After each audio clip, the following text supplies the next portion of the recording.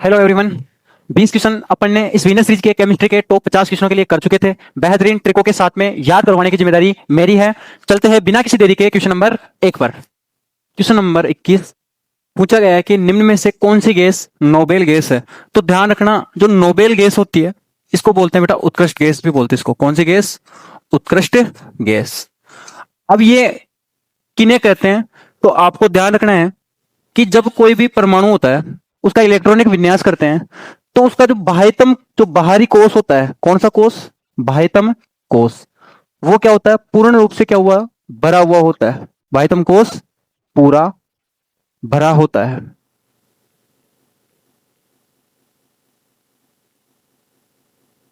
मतलब इनको किसी से कोई लेना देना नहीं है, ना तो ये इलेक्ट्रॉन देते हैं ना किसी से इलेक्ट्रॉन ये लेते हैं। ये होती है उत्कृष्ट गैस। तो ये ऑप्शन अपने सामने है, इनमें से कौन सा होगा? तो आपको इसके लिए मैं एक ट्रिक बता रहा हूं, ध्यान रखना। ट्रिक अपनी इस प्रकार है, हीना, नीना और करीना जीते रहना। ये हो गई अपनी ट्रिक। तो इन ट्रिक्स का मतलब क्या है? देखो, हीना का मतलब आपको याद रहेगा हीलियम। कौन रहेगी? हीलियम। नीना का मतलब याद रखना है अपने को नियोन। और का मतलब याद रखना है आपको ऑर्गन। करीना का मतलब याद रखना है आपको क्रिप्टॉन। जीते का मतलब याद रखना है आपको जिनोन। और रहना का मतलब आपको याद रखना है रेडोन। तो ये जो भी मैंने लिखे हैं ये सबकी सब किसके में आती है? उत्कृष्ट गैस बोल दो या नोबेल गैस इनको बोल दो। तो कौन सा ऑप्शन इनमें से आपको मैच कर रहा है? आपको दिख रहा होगा ऑर्गन। F4 आंटी इस क्वेश्चन का क्या हो जाएगा? उत्तर हो जाएगा। मतलब क्लोरीन भी नहीं है, नाइट्रोजन भी नहीं है और ऑक्सीजन भी नहीं है। हो सकता है इनमें से कहीं कोई और ऑप्शन दे दे या आपको पूछ ले कि उत्कृष्ट गैसें कौन कौन सी है, कि नहीं दो तीन का उदाहरण लिखिए, तो आपको ये चिपका देने। आई थिंक समझ में आ गई होगी। चलते हैं नेक्स्ट क्वेश्चन के ऊपर। क्वेश्चन नंबर 22 कि निम्न में से कौन सा कथन असत्य है? तो असत्य का मतलब तीन तो सही होंगे, एक जो गलत है वही अपना उत्तर हो जाएगा। तो पढ़ते हैं सबसे पहले ऑप्शन को कि जलीय कॉपर सल्फेट। अब याद रखना, जलीय कॉपर सल्फेट का जो सूत्र होता है वो होता है CuSO4.5H2O। तो जो जलीय कॉपर सल्फेट होता है उसको बोलते हैं नीला तोता। क्या बोलते हैं? नीला तोता। इसका सूत्र भी आपको याद रखना है। तो ये बात तो क्या है? बिल्कुल सत्य है। तो पहला ऑप्शन तो अपना क्या है? सही है। दूसरा ऑप्शन अपने को दिया गया है कि लवण के एक सूत्र इकाई में जल के निश्चित अणुओं की संख्या को क्रिस्टलन का जल कहते हैं। अब ये क्रिस्टलन का जल क्या है? इंपॉर्टेंट परिभाषा है जो आपको याद रखनी है कि कोई भी लवण होता है उसका जो सूत्र होता है उसमें जो जल के अणुओं की जो निश्चित संख्या होती है उसको क्या बोलते हैं? क्रिस्टलन का जल। अब एग्जांपल से इसको समझो। जैसे मैंने कॉपर सल्फेट का लिखा, भी जलीय कॉपर सल्फेट का लिखा नीला तोता का। इसमें ढंग से देखो, ये बेटा लवण है। क्या है ये? लवण। इसमें कुछ जल के अणु दिख रहे हैं। क्या? H2O का मतलब होता है जल। तो कितने अणु हैं जल के? 5। तो इसका मतलब इसमें क्रिस्टलन का क्या है? जल है। ये आपको पूछ रहा था। तो ये डेफिनेशन तो बिल्कुल क्या है? सही है। इसको आपको याद भी रखना है कि लवण के एक सूत्र इकाई में जल के निश्चित अणुओं की संख्या को क्या कहते हैं? क्रिस्टलन का जल कहते हैं। याद रखना, जितने भी क्वेश्चन बनाए हैं हर एक क्वेश्चन सोच समझ के बोर्ड के एग्जाम को देखते हुए अच्छे तरीके से सेट किए गए हैं। हर एक क्वेश्चन आपके लिए बेहद इंपॉर्टेंट है। यही नहीं, साथ में जो ऑप्शन रखे गए हैं वो भी सोच समझ के रखे गए हैं। तो एक भी बात को स्किप नहीं करना है। हर लाइन से क्वेश्चन बन रहे हैं। उसके बाद में है, इसका मतलब ये कथन भी क्या अपना सत्य है। उसके बाद में दिया गया है कि अम्ल तथा क्षारक। कौन कौन? अम्ल और क्षारक। तो ध्यान रखो, अम्ल प्लस क्षारक जब ये क्रिया करते हैं तो ये हमेशा बनाते हैं लवण और क्या बनाते हैं? जल। ध्यान रखना, बहुत इंपॉर्टेंट और बहुत बार क्वेश्चन पूछा गया है कि जब अम्ल की क्रिया किससे होती है? क्षारक से। तो क्या क्या मिलते हैं? लवण और जल। तो लवण और जल क्या होते हैं? प्राप्त होते हैं। तो ये बात भी क्या है? अपने सत्य है। आई बात समझ में?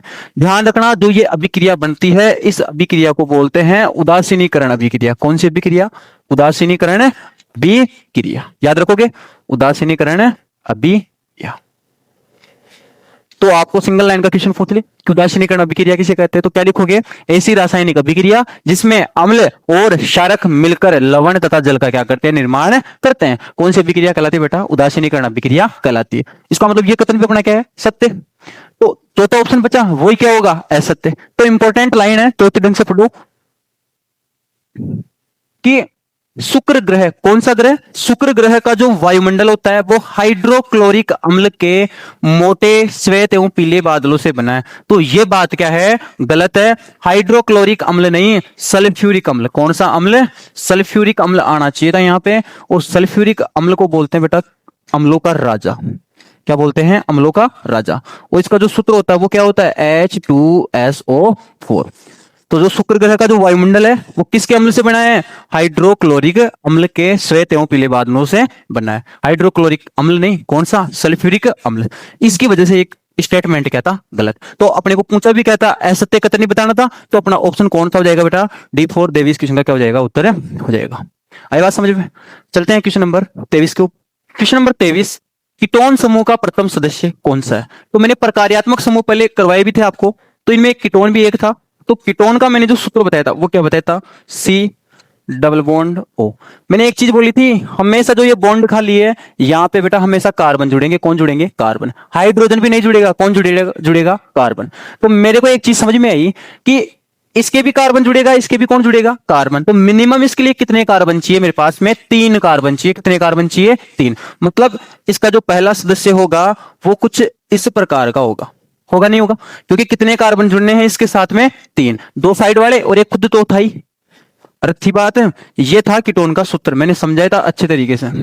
तो जिन बच्चों ने पहले वीडियो नहीं देखा तो पहले वाले लेक्चर एक बार कंप्लीट करो, क्योंकि बेसिक से मैंने उठाया है और ये क्वेश्चन आने वाले स्टैंडर्ड तक जाने वाले हैं। इनमें अभिक्रियाओं की बात भी होगी, अभिक्रियाओं से रिलेटेड क्वेश्चन भी आपके सामने नजर आएंगे। तो यहां से देखो ये इसका सूत्र था। तो याद रखना कीटोन का जो सूत्र होता है C डबल बॉन्ड O। और जो दोनों साइड ये जो जगह खाली छोड़ी गई है यहाँ पे हाइड्रोजन नहीं आएगा, ओनली फॉर कौन आएगा, कार्बन। तो मैंने 2 कार्बन जोड़ा तो कितने कार्बन बन गए, 3। जब कार्बन की संख्या कितनी हो जाए, 3। कार्बन की संख्या कितनी हो जाए, 3। कार्बन 3 होते हैं तो आने वाला जो नाम होता है वो कौन सा आता है, प्रोप का आता है। किसका आता है, प्रोप का। तो कीटोन में पीछे क्या जुड़ता है, ऑन। तो प्रोप प्लस क्या जुड़ेगा, ऑन। तो मतलब इसका क्या नाम बन जाएगा बेटा, प्रोपेनोन। क्या नाम बनेगा इसका, प्रोपेनोन। बेहद इंपॉर्टेंट क्वेश्चन है। अगर आपको कीटोन समूह का पहला सदस्य पूछ रहा है तो क्या उत्तर हो जाएगा, प्रोपेनोन। कौन से ऑप्शन में दिख रहा है, C4 करीना में इस क्वेश्चन का उत्तर दिख रहा है। आई बात समझ में। अब देखो मेथेनॉन तो बनता ही नहीं है, क्यों नहीं बनता, क्योंकि इसका पहला सदस्य ही कौन है, प्रोपेनॉन। उसके बाद में एथाइन दिख रहा है क्या आपको, तो ये याद रखना एथाइन किसका प्रथम सदस्य है, तो एथाइन है बेटा एल्काइन श्रेणी का। किसका, एल्काइन श्रेणी का प्रथम सदस्य आपको पूछ ले तो कौन होगा, एथाइन।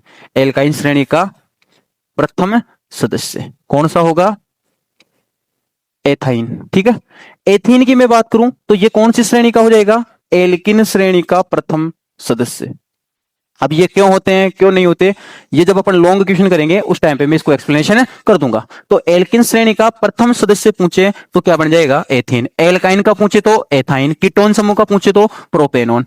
अब ये है मेथेन, तो ये मेथेन किसका होता है बेटा, ये होता है एल्केन श्रेणी का प्रथम सदस्य। किसका, एल्केन श्रेणी का प्रथम सदस्य। आई बात समझ में। तो ये क्वेश्चन भी आपको ध्यान में रखने हैं। चलते हैं नेक्स्ट क्वेश्चन पर। क्वेश्चन नंबर 24 इस प्रकार है कि लोहे पर जिंक की परत जो चढ़ने की जो प्रक्रिया होती है उसको क्या कहा जाता है। तो ध्यान रखना लोहे पर जिंक, और जिंक का एक नाम और होता है जस्ता। क्या बोलते हैं, जस्ता। अगर लोहे के ऊपर अपन जस्ते की परत चढ़ा दे तो ये क्यों किया जाता है, इसको लोहे को खत्म होने से बचाने के लिए किया जाता है, बोलू तो संक्षारण से बचाने के लिए क्या की जाती है, जिंक की क्या चढ़ाई जाती है, परत चढ़ाई जाती है। तो इस प्रक्रिया को बोलते हैं बेटा यशद लेपन। क्या बोलते हैं इसको, यशद लेपन। अगर आपको सिंगल नंबर की अगर आपको डेफिनेशन पूछ ले कि यशद लेपन किसे कहते हैं तो क्या लिखोगे, लोहे पर जिंक की परत चढ़ाने की जो प्रक्रिया होती है, पर नहीं है बेटा परत है, यहाँ पे क्या है, परत। परत चढ़ाने की जो प्रक्रिया होती है उसको क्या बोला जाता है, यशद लेपन बोला जाता है। कौन सा ऑप्शन हो गया अपना, B4 बेबी। इस क्वेश्चन का क्या हो गया, उत्तर हो गया।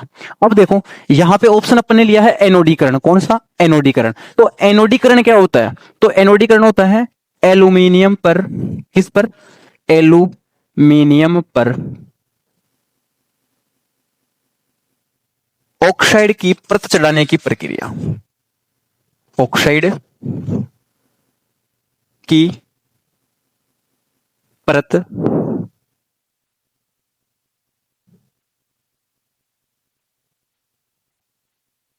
की प्रक्रिया, इसको क्या कहते हैं? एनोडीकरण कहते हैं। यह सतलेपन तो क्या थी? लोहे पर जस्ते या जिंक की परत चढ़ाने की प्रक्रिया। लेकिन ये एनोडीकरण क्या था? एल्यूमिनियम पर ऑक्साइड की परत चढ़ाने की प्रक्रिया। ये देखो दोनों ही विधियां किसके लिए हैं? ये वस्तुओं को संक्षारण से बचाने के लिए। अब ये संक्षारण क्या है कि खुले में रखने पर वो खराब होने लगती है, वस्तुओं पर जंग लगने लगता है, तो वो होती है संक्षारण। बात समझ में आई? अब देखो यहां पूछा गया है वर्जन, तो वर्जन क्या होता है? तो वर्जन के लिए आप लोग याद रखोगे कि सल्फाइड जो अयस्क होता है, कौन? वैसे ये क्वेश्चन 3 नंबर में आने के लिए इस बार इंपॉर्टेंट है कि वर्जन और निस्तापन में क्या करो, अंतर। तो अगर क्वेश्चन आ गया तो मैं समझा देता हूं थोड़ा सा। तो सल्फाइड जो अयस्क होते हैं, इनको क्या किया जाता है? वायु की उपस्थिति में क्या किया जाता है? गर्म। किसमें? वायु की उपस्थिति में क्या करते हैं? इनको गर्म। कैसे करते हैं? अधिक ताप पर, टी फॉर ताप, क्या करते हैं? इनको गर्म करते हैं। तो ये किस में चेंज हो जाता है? ये चेंज हो जाता है ऑक्साइड में। किस में चेंज हो जाता है? ऑक्साइड में। तो ये जो प्रक्रिया होती है इसको क्या बोलते हैं बेटा? भर्जन। ध्यान रखना, भर्जन में किसको? सल्फाइड अयस्क को क्या किया जाता है? वायु की उपस्थिति में अधिक ताप पर क्या किया जाता है? गर्म में किया जाता है। ठीक है। अब पूछ ले आपको निस्तापन, तो निस्तापन क्या होगी? यहां सल्फाइड अयस्क था तो यहां आ जाएगा कार्बोनेट अयस्क। कौन आ जाएगा? कार्बोनेट अयस्क। आई बात समझ? अगर कार्बोनेट अयस्क को यहां वायु की उपस्थिति थी, यहां क्या होगी? सीमित वायु। क्या होगी? सीमित वायु। इसमें टेम्परेचर पे गर्म कर दे, इसमें ताप क्या चाहिए? अधिक चाहिए। तो अधिक ताप पर क्या करेंगे? गर्म। तो ये भी क्या होगी? ऑक्साइड में क्या हो जाएगी? परिवर्तित हो जाएगी। तो ये प्रक्रिया होती है निस्तापन। वर्जन में सल्फाइड अयस्क को गर्म करते हैं, जबकि निस्तापन के अंदर किसको किया जाता है? कार्बोनेट अयस्क को। ध्यान रखना, वर्जन की जो प्रक्रिया है इसमें मुक्त होने वाली जो गैस होगी वो होगी SO2। कौन सी? Sulphur dioxide. Sulphur dioxide. वैसे पता चल जाना चाहिए सल्फाइड से कौन सी गैस मुक्त होती है? Mostly sulphur dioxide. अब कार्बोनेट मतलब कार्बन होगा, तो इस निस्तापन वाली जो प्रोसेस होगी इसमें कौन सी गैस मुक्त होगी? CO2। बोले तो कार्बन डाइऑक्साइड। ये थी क्वेश्चन नंबर 24 की कहानी। आई बात समझ में? अब देखो क्वेश्चन नंबर 25, निम्न में से कौन सा असंतृप्त हाइड्रोकार्बन है? तो सबसे पहले आप इसके लिए एक चीज समझो कि जो हाइड्रोकार्बन होते हैं वो दो टाइप से होते हैं। कितने टाइप से होते हैं? दो से। एक तो होता है संतृप्त, एक कौन सा होता है? असंतृप्त। कौन सा होता है? असंतृप्त। संतृप्त हाइड्रोकार्बन में वो आते हैं जिनमें कार्बन कार्बन के मध्य कितना बंध पाया जाए? केवल एकल बंध। कौन सा बंध? Single bond. असंतृप्त वो होते हैं जिनमें कार्बन कार्बन के मध्य द्विबंध, या फिर कार्बन कार्बन के मध्य कौन सा बंध पाया जाए? त्रिबंध पाया जाए। अब ये कहानी क्या है? ये आपने कार्बन वाले चैप्टर में पढ़ी होगी। फिलहाल ये याद रखो कि अगर कार्बन कार्बन के मध्य सिंगल बंध है तो वो संतृप्त हाइड्रोकार्बन होगा। अगर डबल बॉन्ड या कौन सा होगा? ट्रिपल बॉन्ड होगा, तो वो कौन सा होगा? असंतृप्त हाइड्रोकार्बन। आपकी सुविधा के लिए मैं इसका हिंट दूं छोटा सा, तो याद रखना एल्केन श्रेणी। कौन सी श्रेणी? एल्केन श्रेणी के सभी सदस्य। एल्केन श्रेणी के सभी सदस्य कौन सी कैटेगरी में आते हैं? संतृप्त में। जबकि ये कैटेगरी होती है एल्किन की। कौन सी श्रेणी? एल्किन। और ये किसकी होती है? एल्काइन की। ध्यान रखना। तो एल्केन श्रेणी में क्या निकलता है? एन। क्या निकलता है? एन। अनुलग्न जो होता है ना पीछे जो जुड़ता है वो कौन होता है? एन। एल्किन में कौन जुड़ता है पीछे? इन। कौन जुड़ता है? इन। और एल्काइन में कौन जुड़ता है? आयन। ये छोटी छोटी बातें थी जो आपको ध्यान में रखनी है। पिछले बोर्ड के एग्जाम में इस टाइप का क्वेश्चन पूछा गया था, इसी वजह से अपन ने इस क्वेश्चन को सिलेक्ट किया है। अब देखो अपने को कौन सा पूछा है? असंतृप्त। असंतृप्त में क्या होगा? या तो वो एल्कीन होगी या फिर किस श्रेणी का सदस्य होगा? एल्काइन का। बात समझ में आई? क्यों? क्योंकि यहां फॉर्मूला नहीं दे रखा, केवल नाम दे रखे हैं। तो दोनों ट्रिक्स अपने को यूज करनी है। अगर सूत्र दे रखा हो तो डबल बॉन्ड और ट्रिपल बॉन्ड ढूंढना है। अगर नाम दे रखे हो तो ऐसे ढूंढना जिनके पीछे इन हो और जिनके पीछे क्या हो? आइन। तो मैं ऑप्शन चेक करता हूं, प्रोपेन। प्रोपेन में क्या निकल रहा है? एन। तो ये तो नहीं है। ब्यूटीन, ये देखो ब्यूटीन में क्या निकल रहा है? इसके अगर मैं टुकड़े करूं तो ब्यूट प्लस इन। और मैंने अभी समझाई थी बात, अगर पीछे तुम्हारे को इन दिख जाए या फिर क्या दिख जाए, आइन दिख जाए, तो वो कौन सी श्रेणी का सदस्य है, असंतृप्त हाइड्रोकार्बन का। तो ये असंतृप्त का हुआ नहीं हुआ, हुआ। हेक्साइन, तो ये भी किसका है, इसी का ही है, क्योंकि इसमें भी पीछे क्या निकल के आ रहा है, आइन आ रहा है, क्या आ रहा है, आइन। और हेक्सिन है, तो हेक्सिन में भी क्या निकल के आ रहा है, एन। मतलब एक चीज पता चली अपने को कि ये जो तीन सदस्य हैं, बी वाला, सी वाला और डी वाला, ये कौन से हाइड्रोकार्बन है, असंतृप्त हाइड्रोकार्बन है। तो फिर अपना ऑप्शन कौन सा हो जाएगा, ए ऑप्शन इस क्वेश्चन का क्या हो जाएगा, उत्तर हो जाएगा। क्यों, क्योंकि इसने पूछा है कि उदाहरण नहीं है, ये पूछा है उदाहरण है नहीं, उदाहरण नहीं है। तो मैं क्या बोला कि तीन तो असंतृप्त हाइड्रोकार्बन क्या रहे हैं, केवल एक ऐसा है जो कौन सा आ रहा है, संतृप्त हाइड्रोकार्बन। तो एक और आंटी इस क्वेश्चन का क्या हो जाएगा, उत्तर हो जाएगा। तो आप इसको मार्क कर लेना, किस वाले को, ए वाले को। ठीक है, अब देखो क्वेश्चन नंबर 26, अम्लीय वर्षा। कौन सी वर्षा, अम्लीय। अब ऐसा नहीं है कि अम्ल होता है इसके अंदर, नहीं। अगर वर्षा के जल का पीएच, किसके जल का पीएच, वर्षा के जल का पीएच मान जो है, अगर वो किससे कम हो जाए, 5.6 से क्या हो जाए, कम हो जाए, तो जो वो वर्षा कहलाती है, वो कौन सी वर्षा कहलाती है, अम्लीय वर्षा।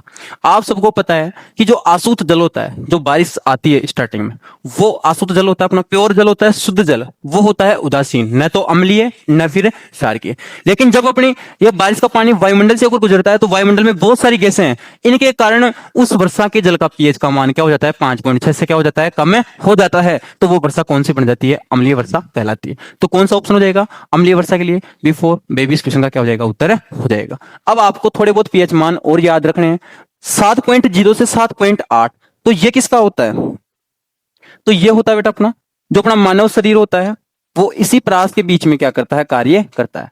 मानव शरीर इसी प्रास के बीच में क्या करता है, काम करता है। मतलब इस रेंज के अंदर पीएच मान अपने शरीर का क्या करता है, कार्य करता है। याद रखोगे इस बात को। दूसरी चीज, छह लगभग लिखा गया है बेटा, ये होता है ताजे दूध का पीएच मान। किसका, ताजे दूध का पीएच मान। देखो एक्यूरेट किसी का भी नहीं है, ये सब किस में है, ऑलमोस्ट लगभग में है।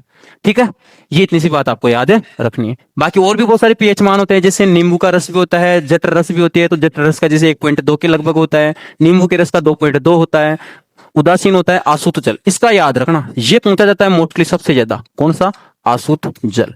और आसूत जल का जो पीएच मान होता है बेटा, वो होता है फिक्स होता है 7। इसलिए ये न तो अम्लीय होता है, न ये क्या होता है, क्षारकीय। तो फिर ये कैसा होता है, तो इसकी जो प्रकृति होती है वो कैसी होती है, उदासीन। ठीक है, बाकी और जैसे जैसे अपन क्वेश्चन करते जाएंगे, हर कहानी आपके सामने निकल के आती जाएगी। तो इन बातों को आपको ध्यान में रखना है। चलते हैं नेक्स्ट पर। निम्न अभिक्रिया में किस पदार्थ का उपचयन हुआ है। अब उपचयन और अपचयन की कहानी में ऑलरेडी बता चुका हूं, अगर आपने पिछले लेक्चर नहीं देखे तो एक बार देख के आना।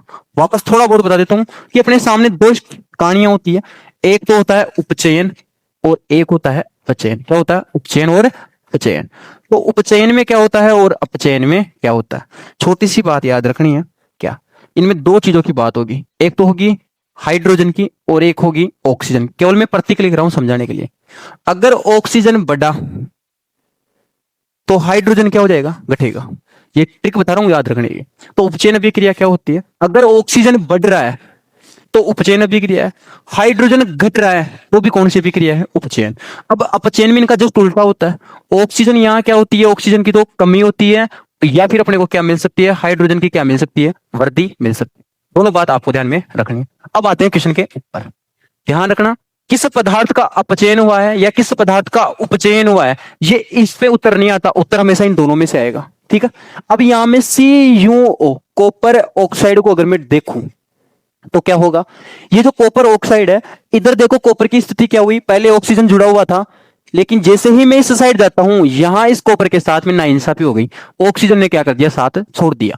मतलब मैं बोलूं, पहले ये अपने साथ में एक ऑक्सीजन लेके चल रहा था, लेकिन इधर जाने के बाद में इसके साथ में कितने ऑक्सीजन रह गए, 0। तो ऑक्सीजन बढ़ा या घटा, ऑक्सीजन क्या हो गया, घट गया। जहां ऑक्सीजन घटता है वहां कौन सी प्रक्रिया होती है, अपचयन। तो मतलब मैं ये बात बोल सकता हूं कि यहाँ पे कॉपर ऑक्साइड का क्या हो गया, अपचयन हो गया। किसका अपचयन हो गया, CuO का क्या हो गया, अपचयन। हाँ, वो ऐसे पूछ ले कि किस में अपचयन हुआ है, तब अपने को उत्तर क्या लिखना है, कॉपर। लेकिन इसने पूछा क्या है, किस पदार्थ का अपचयन हुआ है, कौन सा पदार्थ है जिसका अपचयन हुआ है। बात समझ में आई। अब देखता हूं मैं हाइड्रोजन का, किसका देखता हूं, हाइड्रोजन। हाइड्रोजन तगड़ा आदमी का, हाइड्रोजन के पास में पहले ऑक्सीजन नहीं थे, लेकिन इधर मैं हाइड्रोजन को देखता हूं तो इसके साथ में कौन जुड़ गया, दोस्ती कर ली ऑक्सीजन ने। और जैसे ही ऑक्सीजन ने दोस्ती की तो यहां क्या हो गया, अपचयन। क्यों, हाइड्रोजन पहले सिंगल था, ऑक्सीजन यहां कितने थे, 0, लेकिन इधर जाने के बाद में ऑक्सीजन कितने हो गया, 1 हो गया। तो इसका मतलब मैं बोल सकता हूं कि यहां इसका क्या हो गया, उपचयन हो गया। क्या हो गया, उपचयन। बात समझ में आई। तो किस पदार्थ का उपचयन हुआ, हाइड्रोजन का। किसका हुआ, हाइड्रोजन। अपचयन पूछे, अपचयन किसका हुआ, CuO का। बात समझ में आई। क्वेश्चन ये पूछे कि किस पदार्थ का अपचयन हुआ है, तो CuO। किस पदार्थ में अपचयन हुआ है, Cu, जोड़ा इससे पढ़ रहा। किस पदार्थ का उपचयन हुआ है, हाइड्रोजन का। किस पदार्थ में उपचयित हुआ है, हाइड्रोजन ऑक्साइड मतलब जल का। ठीक है, तो कौन सा ऑप्शन हो गया अपना, बिफोर बेबी। इस क्वेश्चन का क्या हो गया, उत्तर हो गया। लेकिन याद रखना वो यही पूछेगा किस पदार्थ का अपचयन हुआ है, किसका उपचयन हुआ है। तो याद रखना इधर दोनों का तो कोई काम नहीं है, जो उत्तर आएगा वो इन दोनों में से एक आएगा। ठीक है, चलते हैं नेक्स्ट क्वेश्चन नंबर 28 पर। याद रखना वेरी वेरी इंपॉर्टेंट क्वेश्चन। क्यों, क्योंकि इस अभिक्रिया से रिलेटेड क्वेश्चन डेफिनेटली एग्जाम के अंदर पूछा जाता है। पिछली बार वाले बच्चों को बोला था 100% पेपर के अंदर क्वेश्चन दिख गया। अब वो क्वेश्चन पूछने का तरीका कुछ अलग होता है, तो कैसा भी हो अपन हर चीज को यहां से कवर कर लेंगे। सबसे पहली बात, लेड नाइट्रेट का आपको सूत्र याद होना चाहिए। तो लेड नाइट्रेट का जो सूत्र होता है वो होता है PB ब्रैकेट NO3 और इसका 2, ये होता है लेड नाइट्रेट। ठीक है, कि वियोजन, अब वियोजन अभिक्रिया में मैंने आपको सिखाया था कि वियोजन अभिक्रिया में टूटता है, क्या करता है, टूटता है। तब जब इसको अपन क्या दे दिया, मान लो ताप दे दिए, क्या दे दिए इसको, ताप, तो ये टूटेगा। अब ये टूट के किस किस का निर्माण करता है, पहली बात तो आपको वो याद रखनी है। तो ये बता बनेगा एक तो लेड ऑक्साइड का, किसका, PbO का, मतलब होता है लेड ऑक्साइड।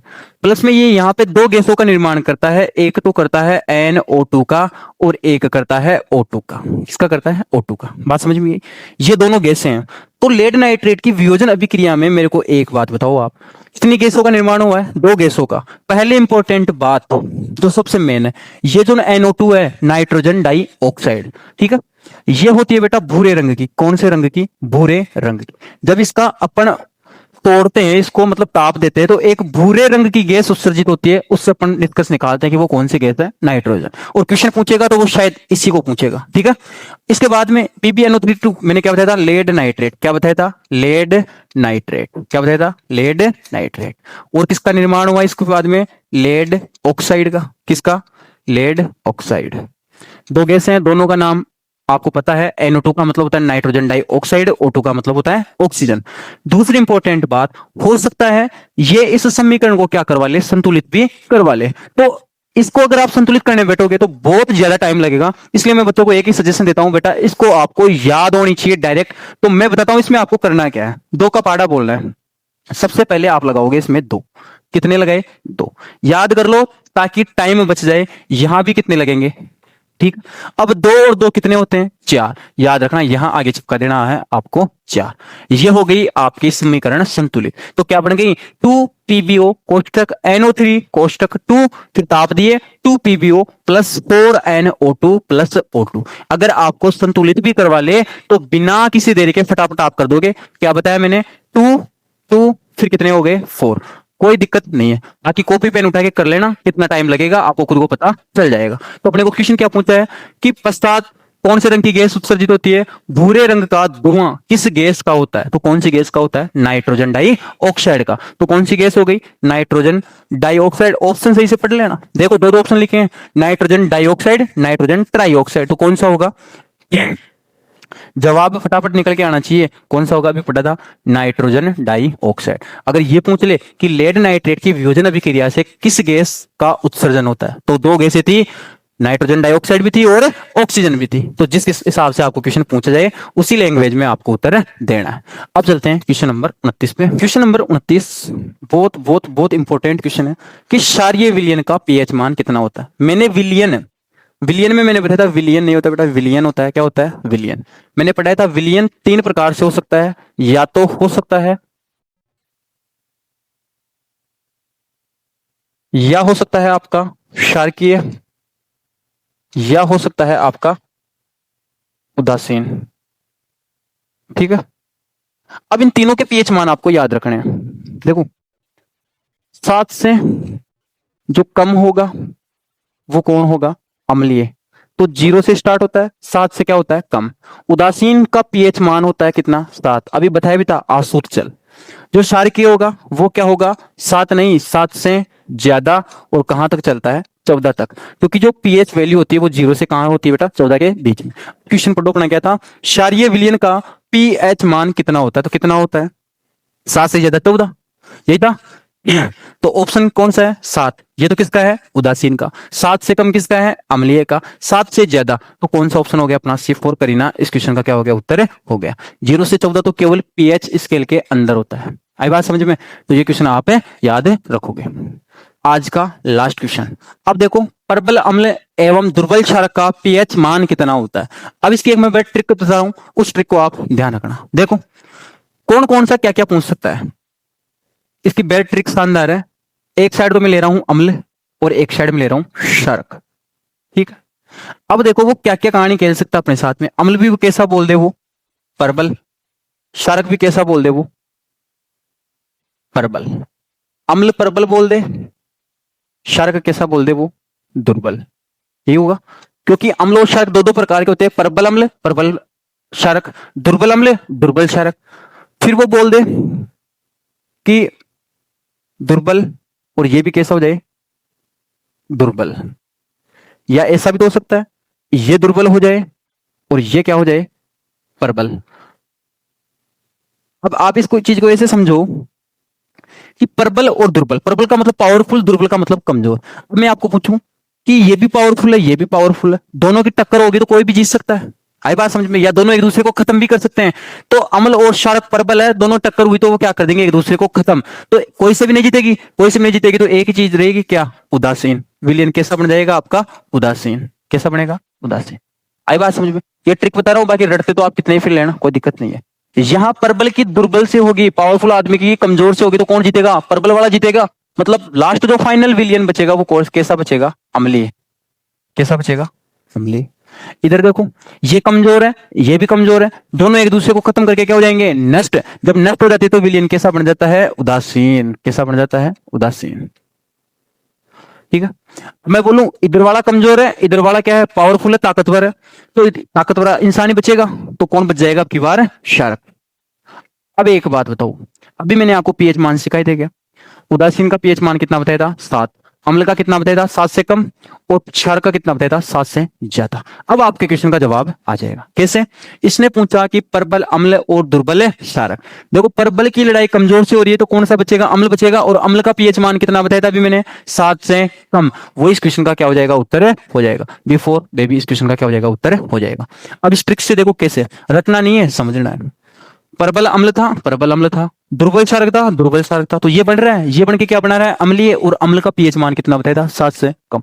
तो इतना कुछ याद रखने की जरूरत नहीं है। वैसे मैं भी आपको इसको ऐसे लिखवा था, प्रबल अम्ल और प्रबल क्षारक का पीएच मान होता है वो 7 होता है। कितना होता है? 7। इनको लिख भी दो साइड में, 7। ये क्या होगा? 7 से कम। भाई रटने की अगर आपके बनी हुई है परंपरा तो आपको रटना पड़ेगा। बाकी जो ट्रिक दे रहा हूं उसके बाद में आपको उसको रटने की जरूरत है नहीं पड़ेगी। दुर्बल उदासीन बढ़ रहा है तो इसका भी पीएच मान कितना हो जाएगा? 7। और क्षारक है तो क्या हो जाएगा? 7 से ज्यादा।